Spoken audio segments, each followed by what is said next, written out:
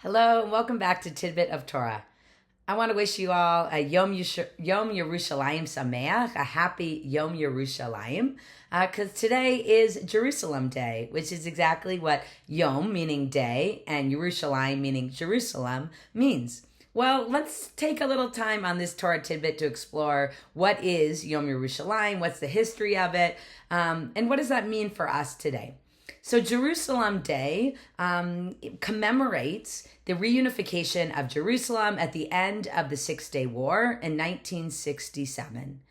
And it symbolizes a time of celebration in Israel and also a time for those of us that are in the diaspora outside of Israel to be able to take a day to celebrate all that Jerusalem might mean for us, the place itself, and also the hope that it represents. Just as we say at our Passover Seder, next year in Jerusalem, representing not just the hope that we might travel to Jerusalem for next year's Seder, which of course would be awesome, but also the sense of hope of all that Jerusalem represents, that yearning that Jews have felt for so long to return to Israel and Jerusalem, but also the sense of optimistic kind of hope for redemption and for a better future.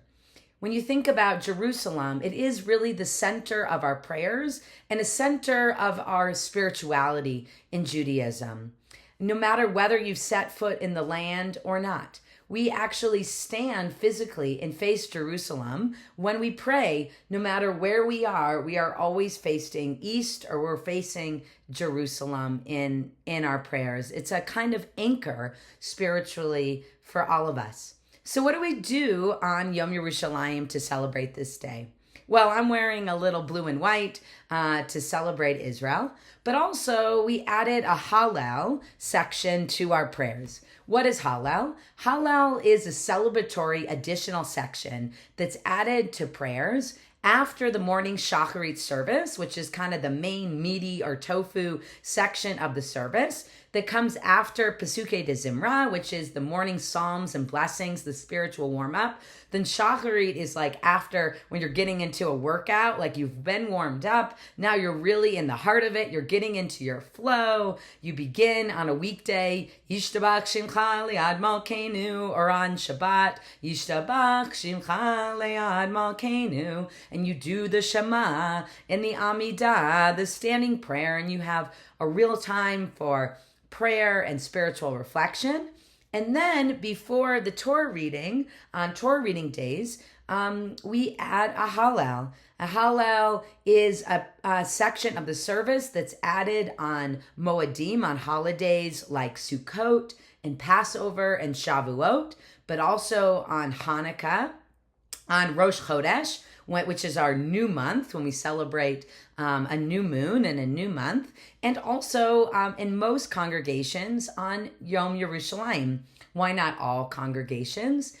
Because since Yom Yerushalayim is a modern holiday that was established in the 20th century, much like Yom HaShoah, Holocaust Remembrance Day, and Yom HaZikaron, the day Memorial Day in Israel, since they're all modern holidays, some people don't do a Hallel because they're not holidays that are technically Moedim, holidays that come from the Torah, like Passover, Sukkot, and Shavuot.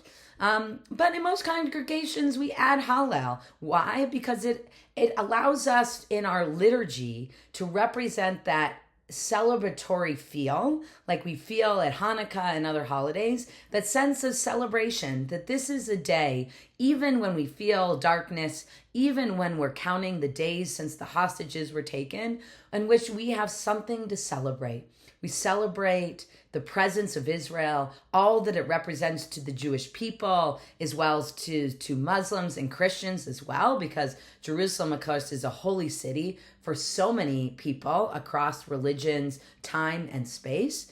And today is a day in which we can find for each of us and share with our families what Jerusalem might mean. I recently had the opportunity to go to a program at my older daughter's school in which she was celebrating receiving her chumash, her Torah in a book form, but also celebrating with a little guided tour of Jerusalem. And it was so fun seeing her get excited as she planted in these different markers at the Kotel, at the Western Wall, at the Biblical Zoo, or the Knesset, the Israeli Parliament. And it reminded me that even for someone like my daughter who has not actually set foot in the land of Israel, there's something so special about the place for all of us.